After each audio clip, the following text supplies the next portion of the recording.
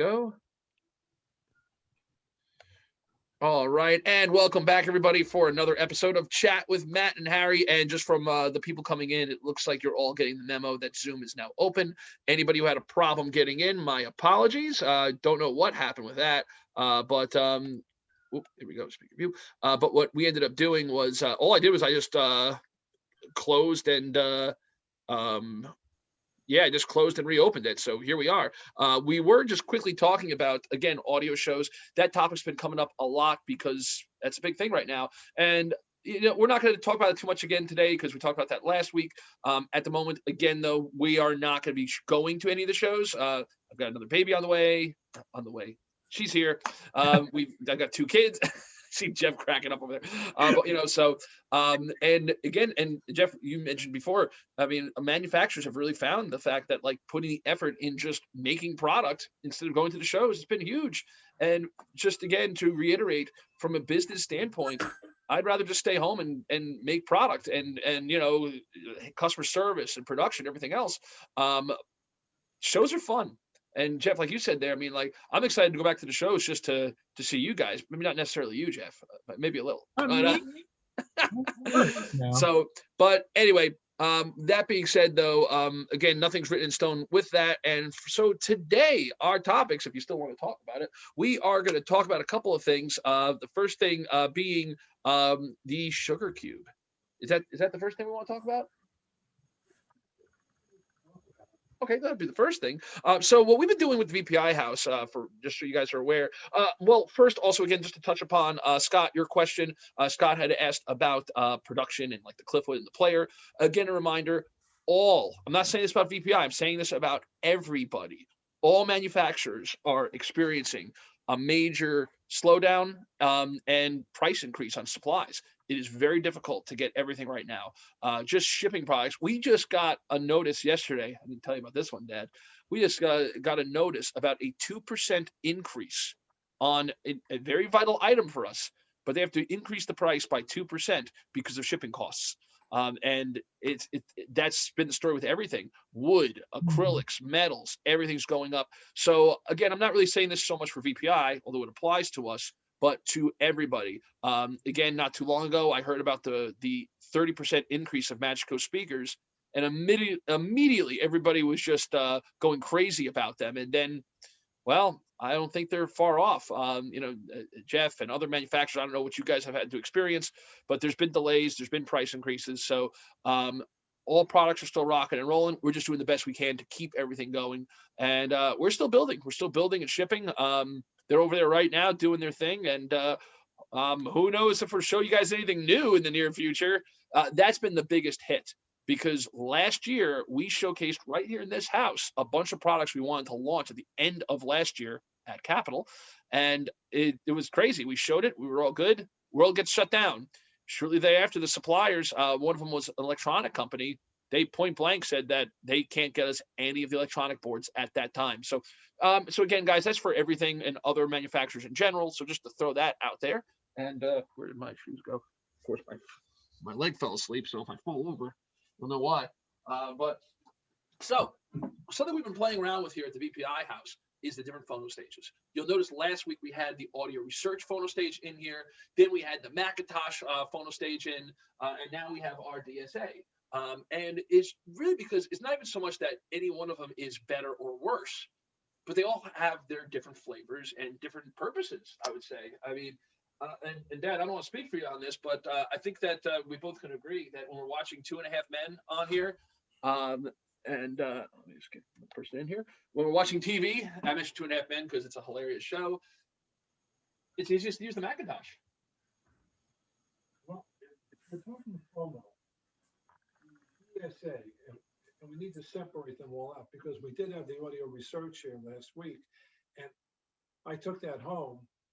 And I'm actually recording Sid Marx's records using the audio research and the Soundsmith strain gauge. Is it called Master? His best one. I can't remember the name. Anybody know the name of Peter's best? And just to correct myself, guys, not phono integrated, because obviously if it was just the phono, it wouldn't even work with the TV. So, but we had the Macintosh Phono too. Yeah. Which we'll do next week or the week after. But right now we're doing this one here, and this is so interesting because you can hook up 3 tone arms, 3 cartridges, moving magnet or moving coil, and you can set the loading for each of them separately. It's really amazing. It's got this one's flip down. Just so we know what this one is, it's the DSA Phono. And when we talk about certain things, guys, throw out there, we don't know where the companies are in their own production or what's going on with COVID. We're just talking about cool stuff. Continue. What is really nice about this is you can change the gain, and it's got a subsonic filter. You have no idea what that does, and why people leave that out, I don't understand. When we want to reproduce record warps, it sucks the life out of the amplifier. Companies do it. You put that button in, and you put in that subsonic filter, and the whole system becomes cleaner sounding.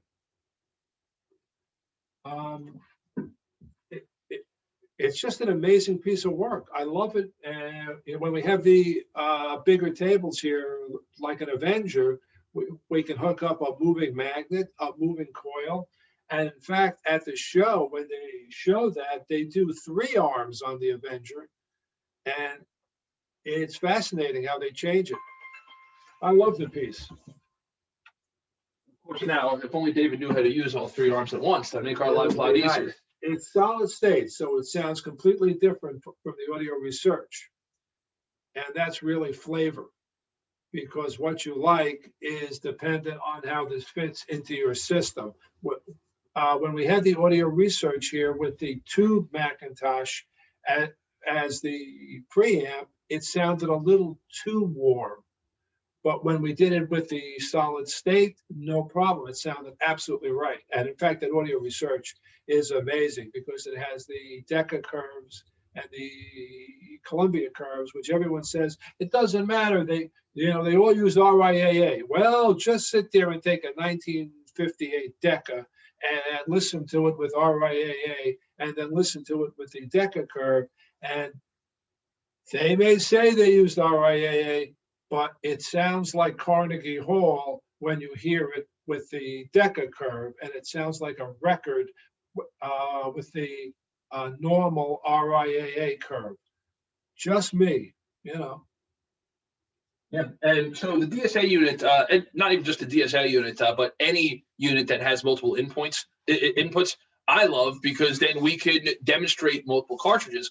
And for those who remember, when we've had VPI house events in here, after a little while, it gets a little crazy. So having multiple arms, maybe one that has, because you'll have like a Soundsmith or a Lyra or some other fantastic cartridge, but maybe you want to use that less expensive cartridge that is a little more forgiving if, God forbid, the person, oh, wow, it's one of those, whoops, and wipes the cartridge. Guys, you have no idea how many high-end cartridges have been wiped just for VPI house events. Some of you may have even been here when that happened. It's kind of sad. We've had Art 1000. That's the $5,000 cartridge. We've had Art 9s, Cadenza bronzes.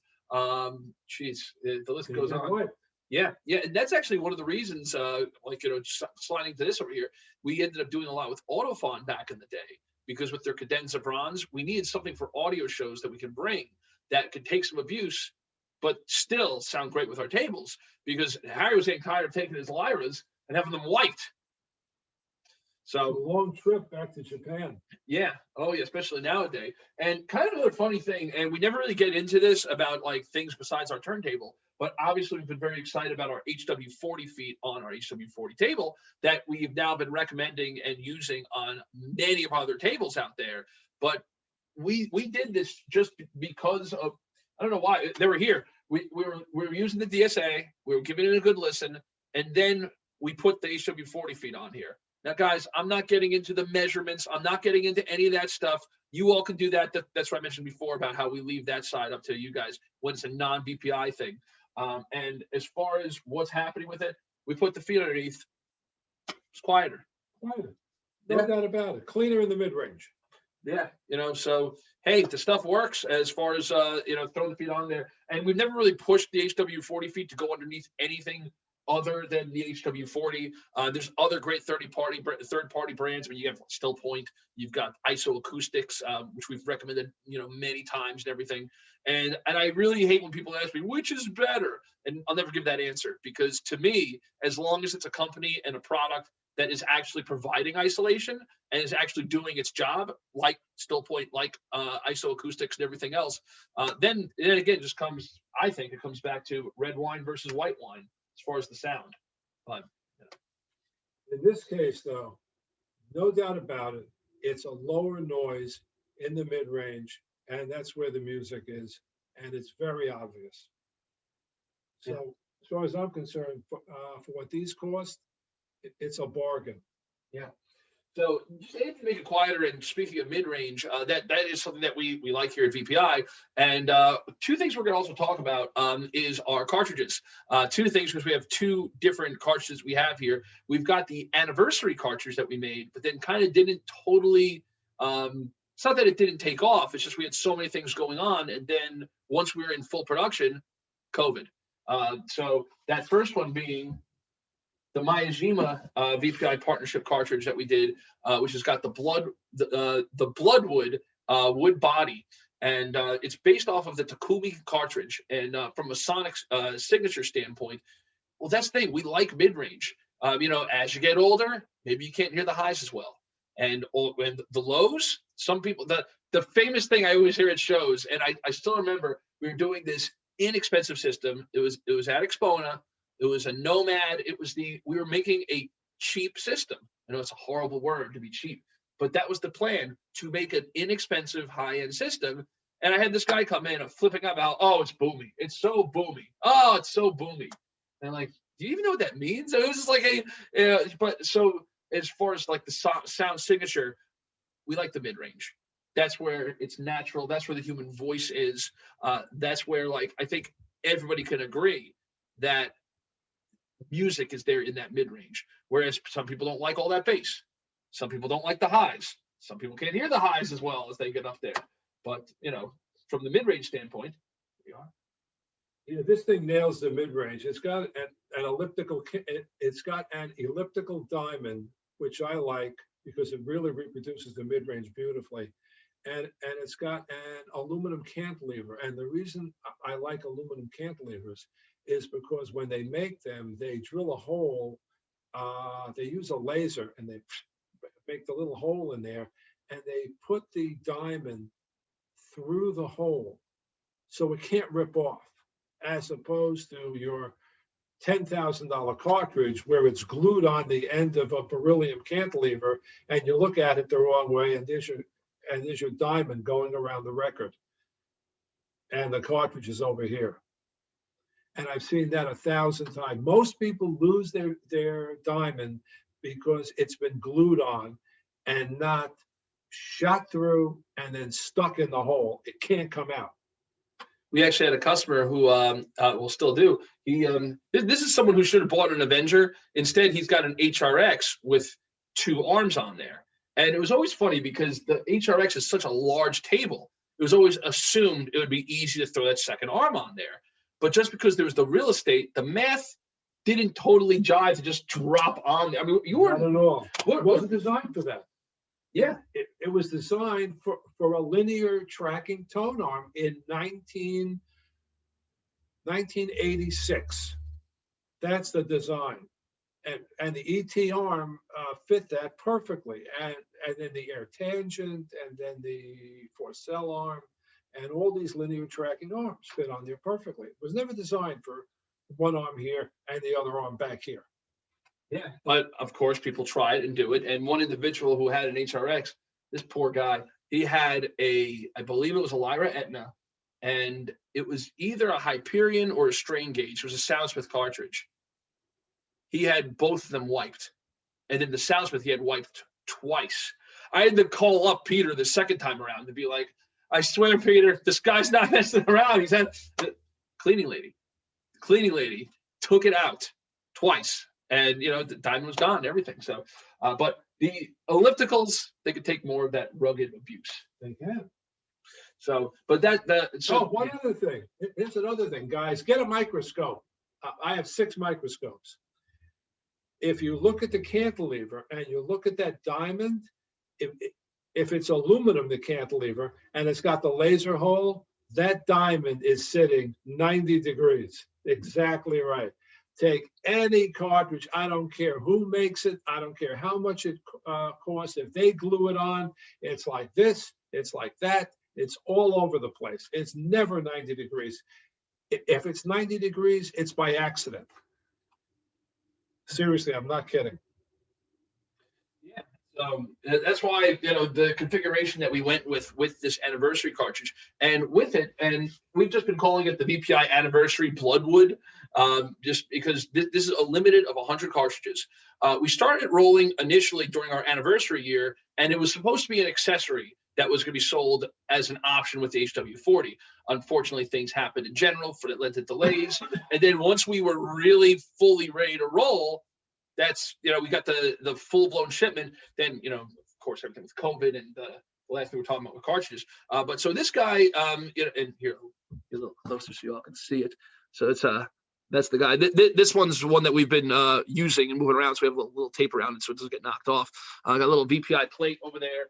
And it's really like the nicest way to describe it. Like I describe it as a romantic cartridge. Sounds like a koetsu. Yeah. Very enjoyable to listen to. Yeah, you know, and the part that I really enjoy, because, and I'm sorry, I pick on Myajima, I pick on, and again, made by Myajima, I pick on Audio Technica, I pick on Myajima, I pick on Hana, I pick on any company that does through holes, because they are a nightmare. You know, you go to set up your cartridge, and I really think it's important, because Jeff, I still remember Rocky Mountain, I guess 5 years ago, whatever it was, we had an ART 1000. I was running around from place to place, setting up VPI cartridges, or not VPI, cartridges on VPI tables. And I go to mount this guy, and I'm looking at it. I'm embarrassed because I couldn't do it. And then actually this happened twice. This happened with you, Jeff, and in Keith Heron's room. You see, he also had an ART 1000. And I think with you, Jeff. By the way, you have to add in, is a phenomenal cartridge. One of my top choices. Yeah. And actually, when people ask us about cartridge pairing, the ART 1000, well, and speaking of pairing, and now I'm thinking about it, this was one of the topics of today as far as cartridges and pairings. It's a lot of it's based upon the price point as far as where the pairings are, because we'll give a recommendation, and then someone says, "Oh, well, I was really looking to spend about $4,000 less than that." Like, okay, give me the range. And then other people who, and right now there's someone who I believe is interested in a prime and wants to throw a cartridge on there that's like 3 times too expensive to go on a prime. But hey, that's what they want to do. You know, everyone has their choice as far as where they want to put the money into it. But so with the ART 1000 years ago, I was just struggling with getting these on here. And Jeff, if you recall, there was a bit of a tense situation in that room at the time. Not with Jeff. He's, you know, he's nice and easygoing. And it was one of those like, forget it, I'm not doing this. And I think I ended up just passing it off to you. It was like, hey, Jeff, you're capable. Here you go. I'm out. I called the company. Frank Doris is there. I said, Frank, this is 2 years ago. I'm 70 years old. I'm on my hands and knees looking for the nut that fell down because you use nuts and bolts to mount your cartridge. You really hate me, don't you? Seriously. I never found that, by the way. Yeah. That's still somewhere out there. Yeah. Oh boy. Well, the ART 1000, the key to that cartridge is that it needs a very specific tracking force, and it's written in the documentation for each individual production. Yes, absolutely. Very precise. Yeah, but if you have an issue with the thread or the edge, what bothers me about the through holes is the actual precision of the setup, because when they give you a cartridge where you cannot see the diamond, you can't see the cantilever because there's no cantilever. There's no cantilever. And then they give you through holes so you can't even mount it. But it sounds great. When you watch this video later, just be ready. We're going to keep insulting your company. But the new ones have it, so it's not an issue anymore. Oh, they've changed it? Yes. You still can't see the cantilever, but at least you can mount the cartridge. Actually, I'll tell you guys, when we were designing the Shyla, and again, there's a separation. We've got the Anniversary Limited Bloodwood cartridge by Myajima, but then we have our standard, like, mainstream one that's going to keep on going, the Shyla cartridge we did with Audio-Technica. And this was years ago. I'm in the back room in the house, and I'm on a Skype call. It was with back when Bill from formerly of Audio-Technica was there, and I'm on a Skype call with all the higher ups of Audio-Technica. We're all talking about this stuff and everything, and being very respectful and everything else. Then in the back, I hear this one yell, "Through holes! Through holes! Get rid of them!" I'm like, well, there we have it. So good. Bottom line. Yeah, and not to like harp so much on this, but I had a situation not too long ago, and especially during the times of COVID, where you have to like keep social distancing and masked up. So it's very hard. A customer had bought a HANA cartridge and a Prime Scout, and he wanted to learn how to do this stuff. Now, I haven't had that much experience with the HANA. And in the middle of all this, I didn't realize it was through holes. So me being like, "Oh yeah, I'll show you, no worries." And who knows, that guy might be on this Zoom call right now. And I was not expecting that. So I opened it up. I was like, "Oh, son of a," and it's difficult to show somebody or teach somebody how to do setup anyway. And when I say teach them setup, I mean, it was the kind of thing where I was doing the setup, but he was interested in knowing anyway. And it's one thing to teach somebody who's not fully aware of this stuff when it's threaded, but with through holes. And here I am, and as a teacher in the moment, like completely fumbling. I'm like, "Ha, yeah, shit, there goes the nut." So, but like even with him, it was kind of like, "Oh wow, I could never do that." And so it is kind of frustrating. Got to add in the people who buy a $5,000 cartridge can't see them. They just can't. They all wear glasses. So why make it more difficult? Yeah. And there's other cartridges as well, like the Dynavector Carrot. And I wondered, have you mounted a Carrot? Yeah, you can't see the cantilever on it. Yeah, the first time I mounted the Carrot. It's not through holes, though. Yeah, so that's one advantage. It is so two struggles of cartridges: when it's through holes, or when the thing is so darn small you can't see it. How about the Grado? I love the Grado. It is phenomenal. The big Grado. It's 12K. You have no clue where that diamond is. Do you really? It's in the middle of the body, and the body's about that big. You can't see it. You have no idea where it is. I take a microscope. Have I got it here? The eyepiece of the microscope, turn it upside down and look through it. It's got to be German, because I know the optics are really good then, and you can really see it then. But why do I have to do that? Does everything have to be this difficult? Yeah. So that's why when we recommend a cartridge, there's a couple of things. Obviously the sound, but then like we'll tell people point blank, like, "Hey, I hope you have a setup guy if you're interested in," and like previously with the Art 1000, because that came up a lot. Because for the HW40, okay, now I'm going with recommendations over here. If you're in that inexpensive price range, and when I say inexpensive, it's still something that like where it makes sense. You're not going to throw $100 Audio-Technica on an HW40. That doesn't make sense. You're not going to throw $100 Autophon 2M Red. This is when you're talking about like on the inexpensive side. I mean, to me, and I don't know if you agree, Dan, but although the moving magnet Audio-Technica on here sounds absolutely amazing for $50. It really does. We're doing some R&D, let's just say, and actually it was Jose. Anybody who knows Jose, he's very shy. He's very like an introvert. He's totally not. That's why he got the Angry Bird reward. But he was mind blown. He was listening to us. He was like, "Wait, what? This is a $50 Audio-Technica cartridge? What's this doing on the table?" And the actual reason was we were messing around with stuff and we didn't want to wipe an expensive cartridge, and that was handy. But at like quick glance, quick listen, it's not really absolutely phenomenal. I mean, then we throw on a more expensive cartridge. Of course, we're good. But so working in like the low $1,000 range, the Vandenhall DDT2 Special, that cartridge is just like a it's really a heck of a cartridge. It was kind of lost in the shuffle previously from distribution. And full disclosure, VPI does distribute Vandenhall cartridges now. So, but at that price point, it really hits it. It's a great moving coil cartridge. It's got detail. It's got articulation. It's not bright. I don't find it to be bright. Yeah, and it gets on there. And then when people ask me about the DDT2 versus the other ones, actually, I kind of encourage people to not even bother with the MC1 Special. Great cartridge. That's the middle of the road one. That's the I think it's like about 1900, 2000, something like that. I tell people just to do the DDT2 at 1200 or 1300. Since I'm the distributor, you think I know these prices, but.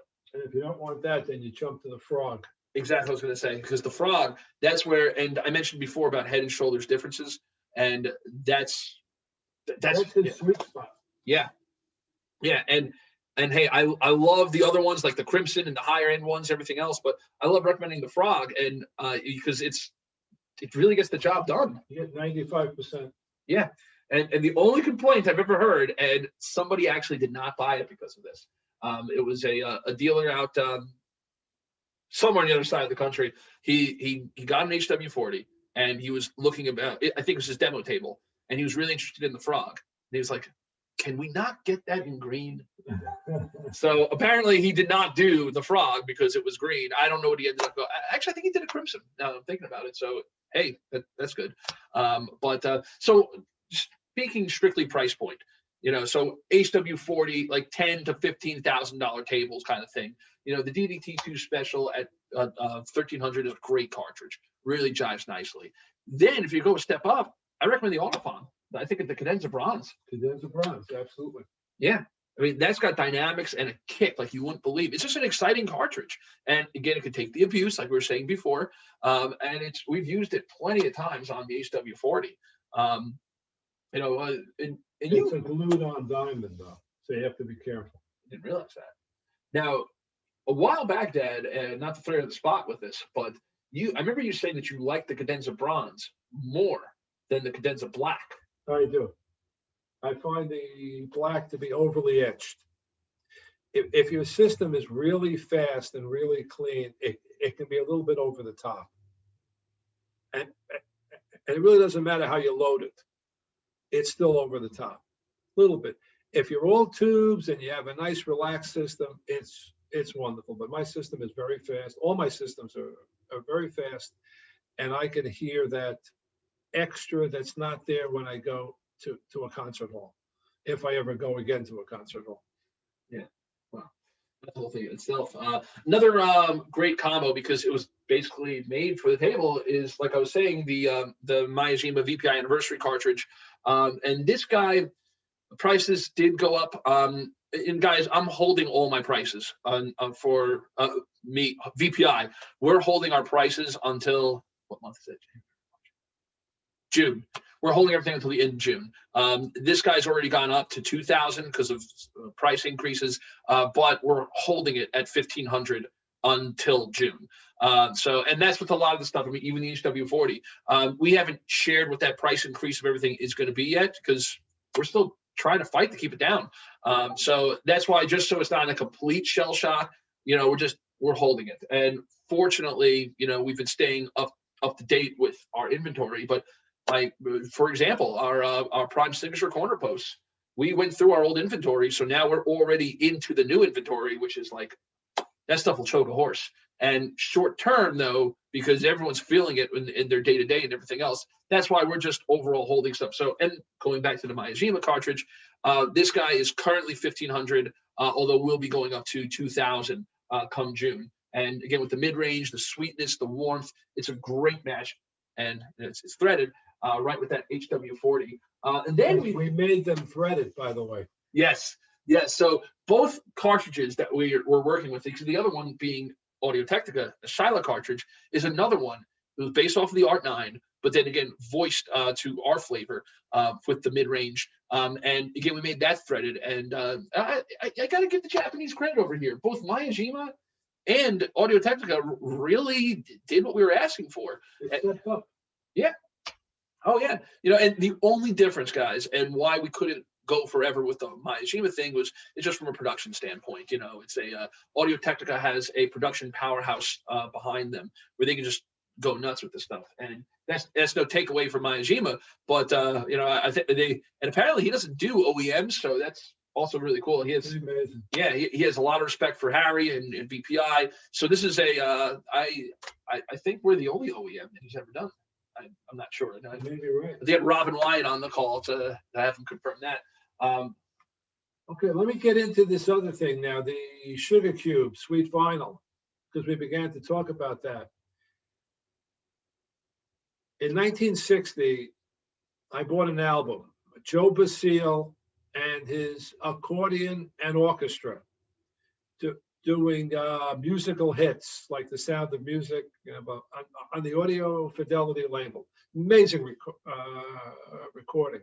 It's been through 50 different hi-fis. It's been to shows. It's extraordinarily noisy. And I ran it through the Sugar Cube, and I am completely blown away.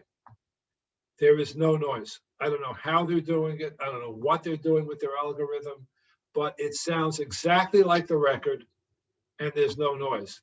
But better yet, Matt took a copy of Sonny Rollins' Way Out West Contemporary. You have it here? Maybe. And he dropped a centerweight on it. So the second cut was unplayable.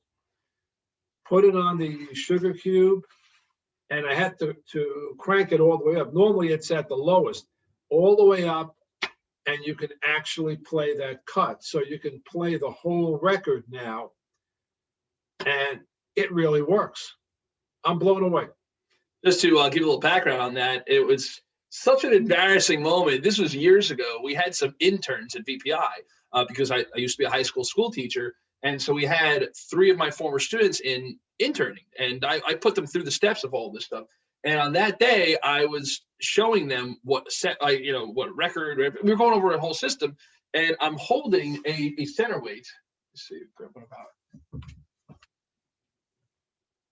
I'm holding this guy. I don't have it here. Let me look. So there we go. I'll show you what. So I'm showing them the center weight, and I'm explaining about how like some records have groove, have warps and everything, and put some weight on out. And I was even explaining how this works best with a periphery ring. And just to throw out there, if anyone's wondering, if you don't have a periphery ring, roll with the clamp. If you have a periphery ring, roll with the weight.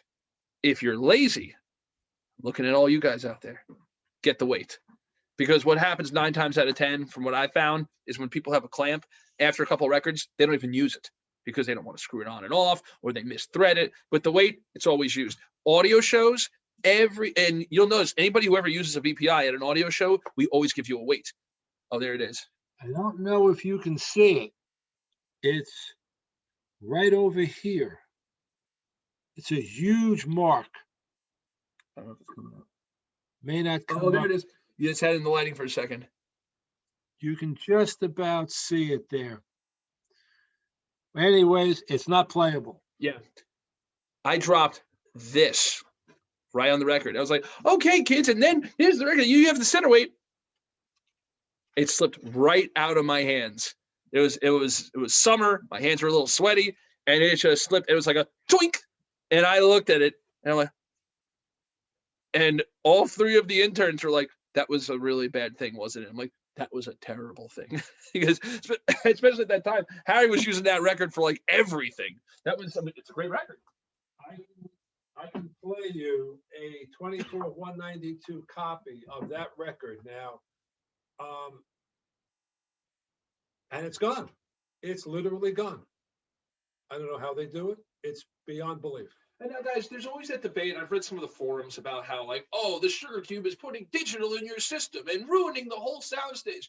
Here's the thing with that, guys. If you have if you have a record that has no issues and things like that, it's like our periphery ring. We tell people, like, oh, that periphery ring's so expensive, Matt. Like, okay, if your records aren't warped, don't get it. Buy more records. But if you have that old album from, the 40s, the 50s, that's all messed up, and you want to bring that back. I mean, there's records out there that you can't even there's recordings rather that you can't really even find anymore. And that's where I think the Sugar Cube has its benefit, where you can bring back your old records that have been beaten to hell through the shows, through everything. Joe Basile and his accordion and orchestra. And me just Doing whacking My Fair away. Lady.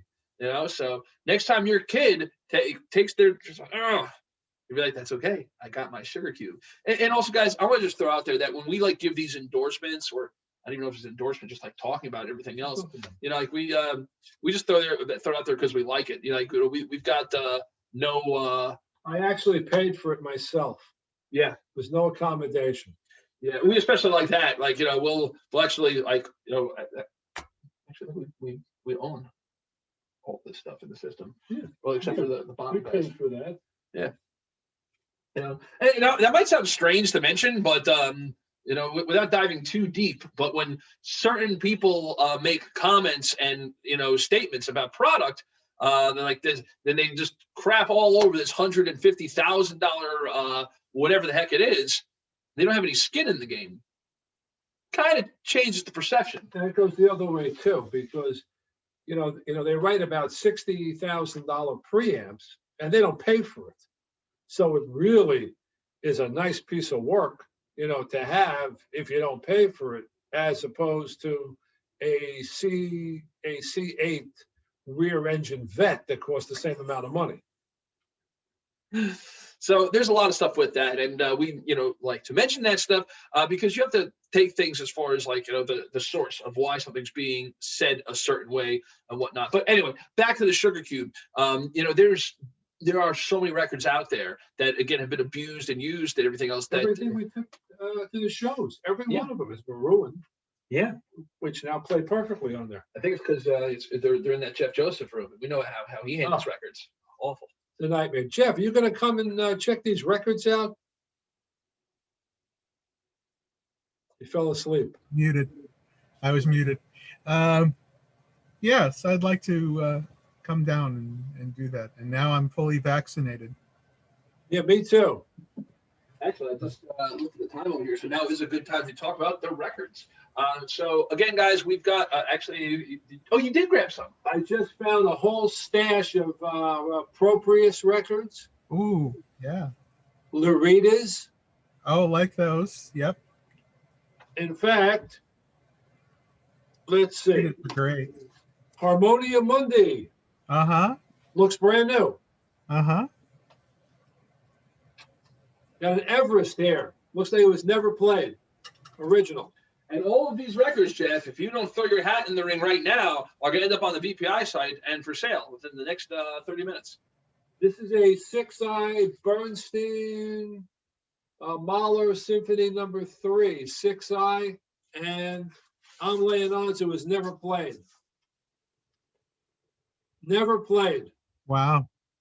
And actually, for everybody watching, well, when I say everybody watching, I mean those who are in the room with us right now. I know all of you have some, you know, prior knowledge of this stuff, but anybody who sees this later, you can tell if a record's been played or not by looking at the center hole. If the center hole looks pristine, never like marked up or anything else, it's more likely brand new. Because most people who have used the I'll bet I can pull any of these records out here, because when you go to put your record on, people always miss. They always, like, you look at that center hole and it's been used, it's been beaten to hell. No one ever gets the record right onto that center spindle. There's always a mark. It's a Lurita. Oh, nice. And again, these are all records right from the Sid Marks collection from the Absolute Sound. And people have been asking me, he is still alive. Just this record has never seen a turntable. I'll throw and my I'm hat laying in the odds ring. most of them haven't. Because what I've seen, if it's not an RCA and it's not a Mercury, he never played them. Mm-hmm. Now, why do you think that is, Dad? Well, you can only listen to X amount of records a day, and he had hundreds and hundreds of RCAs, hundreds and hundreds of Mercuries, hundreds of Decas. It's another Lurita. See, you have to like British music. This record has never been played. I sold a 1S Pines of Rome the other day. I put it up, and I thought it was a lot of money. It was gone in less than an hour. Wow. What'd that go for? $235. Now, maybe it's because I'm the next generation, but I don't get that. I don't know. I mean, it's a, I know I probably like should not even say that, but to me, I don't know. Well, actually, what am I talking about? I completely forgot about Daft Punk. Daft Punk recently broke up, and so we're in here the other day, and somebody was listening, and I was, where's that record? One of the records that, no, it's right out here. Just blew me away. While he's looking, if you get an original Mercury, it can be an FR1 or an RFR1 because the RFR1s are just simply later. Was still done the same way. Piros took the 3-channel master tape and he did not make a copy in 2-channel. He went straight to the cutting head with it and he mixed it live while it was happening. They had a special and that's one step less than all the other records you can buy. Right. Actually, Wilma had that mixer. I sat in with Bernie Grunman when they did the transfer of Balalaika Favorites. Yep. And Wilma was there, and she was adjusting that, constantly tweaking that 3-channel down to 2-channel mix. It's really amazing. Yeah. Well, I don't know what happened to that record now. Maybe he came in here and took it, but no. It was a Daft Punk record, and we were listening to it, and the guy I was listening to it with me was like, "This is amazing. Can I buy this record off you?" And I mean, you know, I have no problem grabbing records. A couple of copies of that. Good, because I pulled it up. We looked up online, and then I was like, "Holy crap! A used one. I mean, beaten up one was up on eBay for $300." Yeah. Really? And then that's when I remembered, oh yeah, they just broke up. So of course, you know, the band breaks up, everybody wants it now. So it's and then I had to tell the guys like, hey, listen, man, sorry, no, I'm not. I'm holding on to this record. So although some people would probably say I was crazy, I should have sold it to them for $300. But you know, I'll trade you my Daft Punk for some Loritas. Yeah, I don't like it that much, Jeff. Sorry. You know, so I mean, you know what? Those stuff really is exciting because, like, no other hobby do you have it where, like, every hobby has got those nuances, everything else. But I've always found records and music to almost be like a time capsule of like what was going on in the world at that time, and also what's going on in your life as far as like where you were, what you were experiencing when you heard that music. And there is that organic and just really natural feeling of when it's that original 6i recording that was made right instead of the repressing that's all digital based, and you know, there's fun to it, you know. And again, like, and not a knock on digital, me being the turntable guys, and because you know, when I record them, they don't sound like digital that you buy. Yeah. You know, and the truth of the matter is that digital is easier to deal with. You know, I can tell you that I'm always listening to music in my house, but I'm listening to my turntable when I'm done, you know, washing the dishes and the laundry and all that stuff, you know, because you can't wash the dishes and flip records at the same time. So it's and just to throw out there, I'm super excited. I actually taught my daughter, I didn't tell you this, Dad, but I actually taught her how to use the turntable at home, even so much as we've got a sim audio integrated amp at home because it's easy and it works with TV. Martin Logan speakers because they're very child resistant, and I've got an old classic turntable. And she wanted to listen to music this morning, and I got her set where she knows that the lever has to be up. The lever's up. She pulls it out there. She drops the lever, and then she turns on the sim.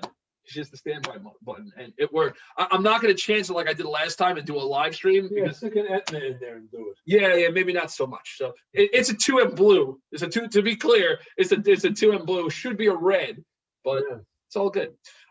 So now we come to the point of the episode of where we open the floor to you guys for questions, thoughts, fears, dreams, empty dreams. Yeah. You know, so if anyone has any questions as far as VPI parts, components. There were some good questions that came in before we started the recording, the collection. And also people have been, actually, I'll throw the answers to some questions we've gotten privately. One question was about the VPI house.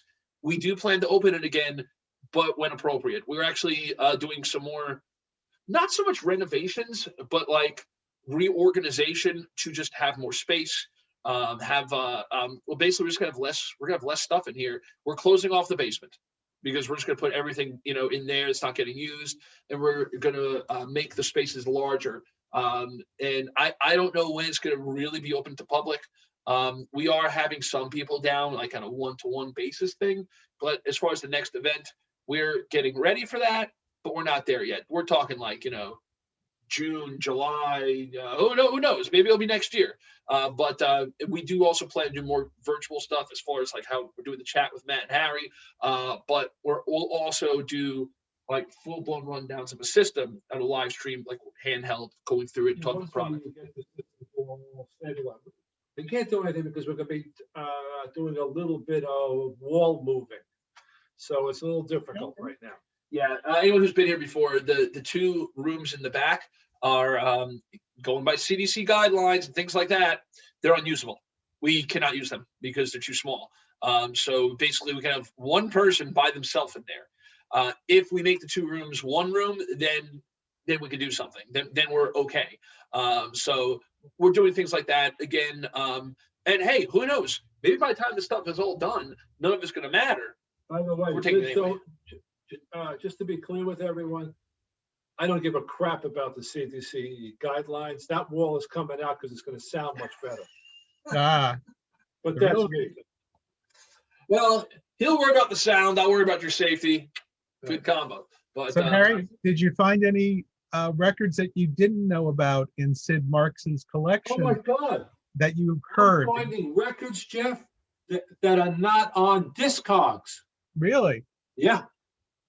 So what have you heard that's good? I've been recording the Answer Maze. Okay. Oh, that man was just beyond belief. Mm-hmm. And it's original wideband Deckers. Right. They're all in magnificent condition. I've only had one that had a little bit of noise on it. And it's just amazing. I have no idea what he's even talking about. I am blown away. I've been recording everything, but this is interesting. I've been recording using the Avenger direct drive with the new carbon fiber tone arm on it, and he's laughing. Secret tone arm? I didn't say anything, and he was doing so good. I know. And the Soundsmith master reference, whatever it's called, strain gauge. Right. And the level of detail from that system, and it has 40 dB of separation. I measured it between 38 and 40 dB channel separation. It's beyond belief, that system. Sounds, the word I'm looking for. It feels like you are listening to a digital recording, except it's analog. It's pure. It's so pure, it's unbelievable. But then I put the Etna with the audio research, Ref 3. Just a whole nother world. The same thing, just different. Well, guys, Harry kind of threw it out there a little bit. So just to give you a bit of an idea, and it doesn't really matter because this product we're talking about is in like a different stratosphere of pricing anyway. Right. So I mean, like anybody looking at an HW40, it's not like this is going to change the world over here because it's a think of it this way. It's more like a step down from like a Vanquish, because the Vanquish is an $80,000 table. This is going to be like half that, but still we're talking like a 40,000, 30. We don't know. And actually the main reason we don't know is because of the runaway train of supply parts. And, I've learned, and, and I'll throw it out there, guys, the Titan I screwed up on.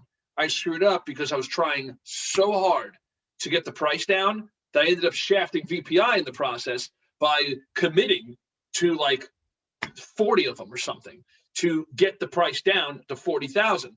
And it took a long time to get through that. And in the meantime, and this is kind of talking about manufacturing and, you know, business in the sense of, that's when I learned, because the Titan we launched, like, what was that, 6 years ago, 5 years ago, you know, and I completely tied up a lot of VPI funds to try and save, because it would have been a $50,000 table. But because of me doing volume on a table like that, I got it down to 40. Whoa.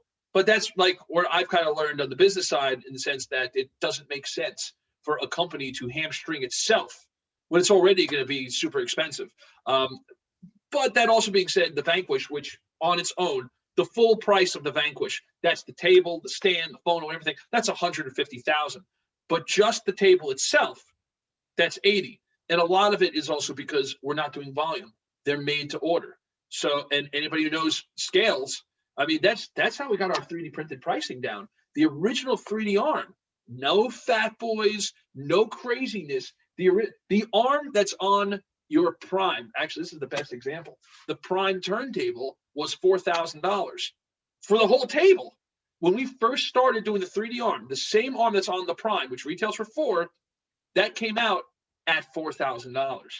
But that's when we were only printing, and we only had the ability to print like a handful at a time. The whole thing changed when we made the Prime, because that's when I committed to 1,000 3D printed tone arms. That was that took a little soul searching, but that worked out, because then we got the price down to the 3D arm enough that it could fit on a $4,000 table. Going back to the direct drives and things like that, the Vanquish at an $80,000 table, you got to remember, it's a made-to-order product. That's still a lot of money. The Avenger Direct it's like it's taking an Avenger and throwing in a big old direct drive motor into it. So again, I guess we can talk about it. HW40. Yeah, so it's the HW40 with the, you know, all that. And a much more expensive chassis. Yeah, and so if capital happens, I guess you all kind of got your little sneak peek of what we're hoping to show. The goal is to show that, as well as a new tone arm that Harry's been working on. And again, no conflict on the Fat Boy, because it's going to cost more. So it's not that it's going to cost more. It's going to be in a different range anyway. And I like to mention it because I hate when somebody like, oh, I just got that. What do you mean? There's a new one? So yes, but Picture a 12-inch tone arm. You take the arm like this, and you put it here, and you can't even bend it, let alone break it. Yeah. So, and I will pick on Michael Fremer for a second, because his big thing has always been how he likes shorter arms because they're more rigid, and he's always kind of done a knock on longer arms because, oh, less rigidity, no good. Well, why not have both? So with us, we're going to be able to have the length and the rigidity all at the same time. So you're accomplishing both things, having the longer arm for less tracking distortion, but still having it where you can bludgeon someone to death within an inch of their life with our tone arm. So during these crazy times, it's a tone arm and a weapon. Yeah, there you go. You can drive a nail with it. Yeah. Oh, You're yeah. not going to call it the Viagra arm, right? You two are done with naming. And you know, just to throw out there, this was never supposed to be called the Fat Boy. That was never supposed to be launched. It kind of like what Harry just did now, talking about the Venture Direct. So we were launching the Prime Signature. So we're talking, again, like 5 years ago. And the Fat Boy was a prototype. It was not even done yet. But the 3D printer, because it was a different build, they needed a name. So the prototype name was the Fat Boy Arm. The actual product name of it was supposed to be the Titan Tone Arm, because this all started from Ernest Lau, our Hong Kong distributor. When he showed the Titan turntable 5 years ago in Hong Kong, he was so funny. He was like, "That Titan, best turntable ever, so good. One problem, like, what's wrong? Tone Arm Miss Jim Day." And I'm looking at the table. When he said that, I looked at it and I'm like, wow, you're right. The table's so beefy and so big and strong and everything. And then the tone arm looked like, you know, you see a guy at the gym who's been like pounding those weights, and he's got like little chicken legs, and like, what the hell, man? What you doing? Like, you know, give a little bit of a workout there. And that's when the Titan, well, that's the first idea about the Titan arm came into play. But obviously it's not called the Titan arm because someone couldn't help themselves. We're doing the press release. It was at the old VPI house. We were showing the prime signature. We had, you know, the usual subjects. We had, you know, the not subjects, usual suspects. You know, Michael Fremer, Miles Astor, you name it. Everybody was there, and we're showing the prime signature. Then out of nowhere, Harry comes out. And he's just like, oh, I got to show you guys this. It's called the Fat Boy, and it's going to be released in a few weeks. And it was like, holy crap. It's not even, we hadn't even tested it yet. You know, we did like. I know how it's going to work. Yeah. You know, so then it ends up being called the Fat Boy. Well, and then I'm telling you, oh, it's a prototype. Look at the prime signature. Talk about the prime signature. And then that's when Harry's going on about, you know, Unipivot, this and that. It's all written up at the Fat Boy. And then when we were doing the gimbal, who had the idea about the gimbal name? Do you remember the gimbal, potential gimbal name? No. I don't remember who it was, but at the time, the Unipivot was going to be called the Fat Boy. And then someone else, God, someone said, the gimbal arm, and you can call it the Chubby. And like, are you out of your mind? I remember that. It was in the office. Somebody in the office said that. Yeah, why is that? Might have been Dennis. No, Dennis wasn't with us yet. No, the other Dennis, GP. Oh, okay, maybe, yeah. I think it was Dennis. But I just remember that somebody called it the Chubby.